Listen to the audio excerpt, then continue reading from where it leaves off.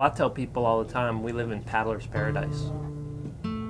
If you wear a PFD, if you go with a group, and if you keep track of where you are, you're going to have a great trip, and you shouldn't be afraid to do it. Most people build it up in their mind how difficult it might be or what might go wrong, and really there's very few things that can really go wrong. And you know, just go out and enjoy it. Start small, do easy trips, and build up from there. I'm John Williams. I'm from Lafayette, and I grew up here. Our family started Pack and Paddle in 1974. We are a family outdoor shop. We specialize in hiking and paddling meaning kayaks and canoes. We had a camp in the Lafayette Basin growing up.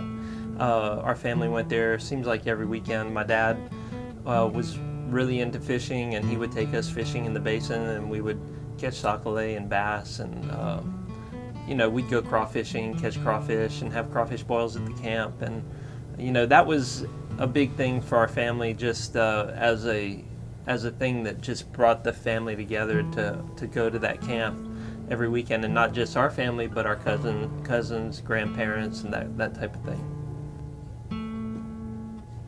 We would go all over the state to, we did a lot of rivers and bayous in those days, like Whiskey Chitta, Tangipahoa, Saline Bayou.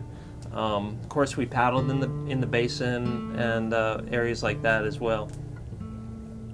A couple of my favorites are the north shore of Lake Foss Point, because it's one of the few places where there's still some enormous cypress trees, and it's very, very accessible, super beautiful. A lot of the land has subsided away a little bit, which is unfortunate, but the fortunate side of it is that you can paddle through all these humongous cypress trees. Some of them are 2,000 years old, and it's one of the most beautiful places that I like to go. The other place. Oh, you're probably going to say my favorite place. Okay, what's your favorite place? Buffalo Cove. Yep.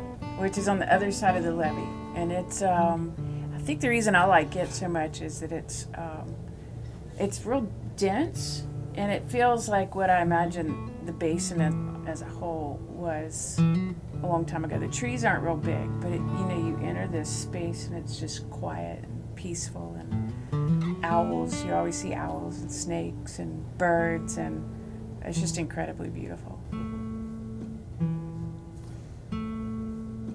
I think the majority of young people aren't involved in this at all. You know, they're so into the technology that I think they get lost in that. Yeah, I think that's true, but on the other hand, I think that paddling is astronomically more popular than it was even 5 years ago. Yeah. I mean, there are so many more people paddling now than there were even just a few years ago, and you know, that's one of the big things for our shop is, and one of our missions is that we work hard to help people get the right gear so they go out and have a good time, but more than that, we actually want to take them out, show them how to do this so that they can enjoy it, be comfortable doing it, have fun doing it, and go back and do it more. And the reason is that we really feel that for people to really want to protect something, they need to experience it firsthand. Because if you don't experience something firsthand, and you don't have a feel for it, and if you don't have a feel for it and a passion for it, you're really not going to do anything to help save it.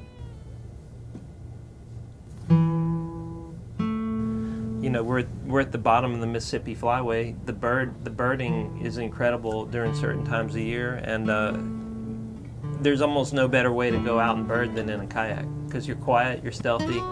You're in their environment. Your birds like edges, so the edge between the trees and the water is a honey hole for birds. So it's a great way to enjoy birding. And then the whole kayak fishing thing is just taking off.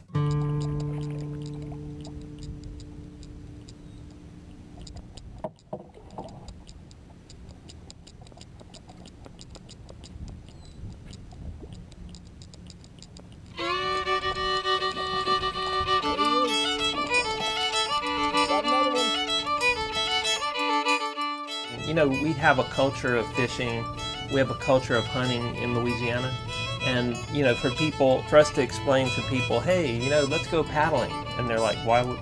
For what? Like why am I paddling? But if you say, hey, let's go paddling to catch some fish, okay, now, hey, we get that, you know. So kayak fishing has, you know, really gotten huge, and part of it is our culture. It fits our culture, and also we're not just in paddling paradise, we're in kayak fishing paradise, and not just freshwater, saltwater. The saltwater fishing out of a kayak here, you know, I tell people all the time, if you want to have world-class skiing, go to Colorado, ski in some powder. If you want to go catch big redfish out of a kayak, which is what a lot of people want to do, come to Louisiana. We have the fish, and it's an unbelievable opportunity, and it doesn't burn gas, it doesn't create emissions, it's low impact, it's great exercise, and it's fun. And they taste good. And they taste good, especially when she cooks it.